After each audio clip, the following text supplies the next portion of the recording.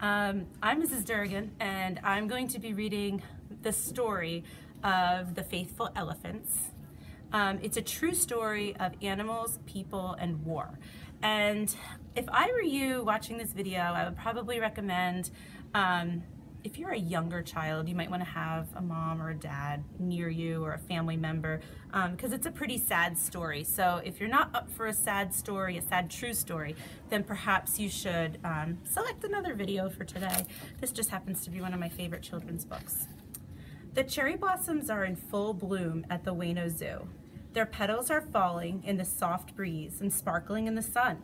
Beneath the cherry trees, crowds of people are pushing to enter the zoo on such a beautiful day. You can see that this book takes place in Japan. Two elephants are outside performing their tricks for a lively audience. While blowing toy trumpets with their long trunks, the elephants walk along large wooden logs. Today in zoos, usually you don't see elephants doing tricks like that because it's now sort of considered cruelty towards animals. Not far from the cheerful square, there stands a tombstone. Not many notice this monument for the animals that have died at the Ueno Zoo. It is quiet and peaceful here, and the sun warms every corner. One day, an employee of the zoo, while tenderly polishing the stone, told me a sad story of 3 elephants buried there. Today, he said, there are 3 elephants in this zoo, but years ago, we had 3 different elephants here. Their names were John, Tonky, and Wanley. At that time, Japan was at war. Gradually, the war had become more and more severe. Bombs were dropped on Tokyo every day and night like falling rain. And the war that we're talking about here is World War II. What would happen if bombs hit the zoo? If the cages were broken and dangerous animals escaped to run wild through the city? It would be terrible. Therefore, by command of the army, all of the lions, tigers, leopards, bears, and big snakes were poisoned to death.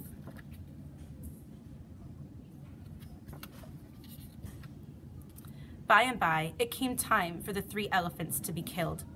They began with John. John loved potatoes, so the elephant keepers mixed poisoned potatoes with the good ones when it was time to feed him. John, however, was a very clever elephant. He ate the good potatoes, but each time he brought a poisoned potato to his mouth with his trunk, he threw it to the ground, kerplunk.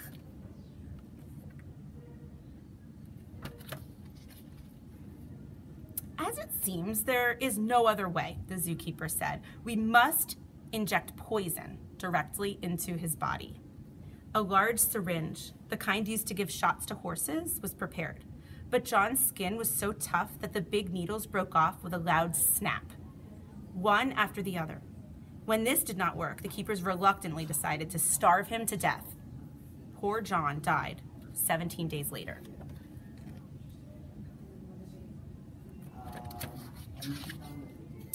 Then it was Tonky and Wanley's turn to die. These 2 had always gazed at people with loving eyes. They were sweet and gentle-hearted.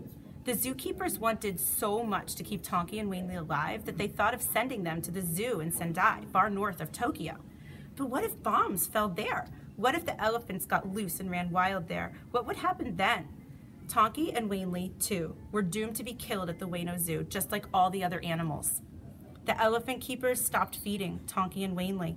As the days passed, the elephants became thinner and thinner, weaker and weaker. Whenever a keeper walked by their cage, they would stand up, tottering as if to beg, "Give us something to eat, please, give us water." Their small, loving eyes began to look like round rubber balls in their drooping, shrunken faces. Their ears seemed too large for their bodies. The once big, strong elephants had become a sad shape.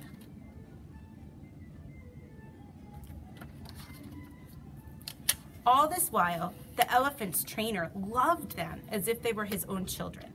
He could only pace in front of the cage and moan, "You poor, poor, pitiful elephants." One day, Tonky and Wanley lifted their heavy bodies, staggered to their feet, and came close to their trainer. Squeezing out what little strength they had left, Tonky and Wanley made their appeal. They stood on their hind legs and lifted their front legs up as high as they could. Then, raising their trunks high in the air, they did their bonsai trick. Surely their friend would reward them with food and water as he used to do.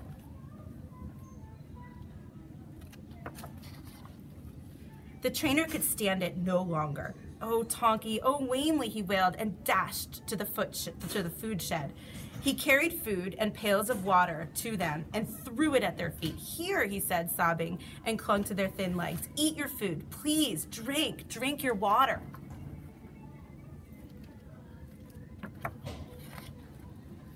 All of the other keepers pretended not to see what the trainer had done. No one said a word. The director of the zoo just sat very still, biting his lip and gazing at the top of his desk. No one was supposed to give the elephants any food. No one was supposed to give them any water. But everyone was hoping and praying that if the elephants could survive only one more day, the war might be over and the elephants, they would be saved. At last, Tonky and Wanley could no longer move. They just lay on their sides, hardly able to see the white clouds floating in the sky over the zoo. However, their eyes appeared clearer and more beautiful than ever. Seeing his beloved elephants dying this way, the elephant trainer felt as if his heart would break. He had no more courage to see them. All of the other keepers felt the same, and they too stayed away from the elephant's cage.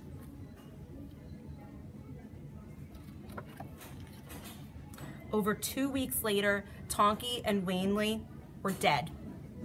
Both died leaning against the bars of their cage with their trunks stretched high in the air, still trying to do their bonsai trick for the people who once fed them.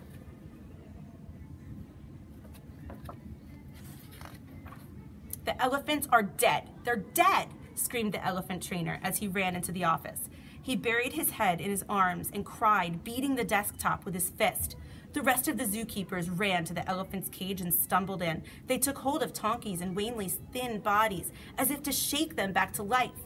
Everyone burst into tears, then stroked the elephant's legs and trunks in sorrow.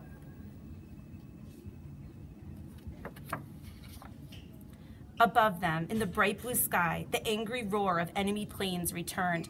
Bombs began to drop on Tokyo once more. Still clinging to the elephants, the zookeepers raised their fists to the sky and implored, "Stop the war. Stop all wars."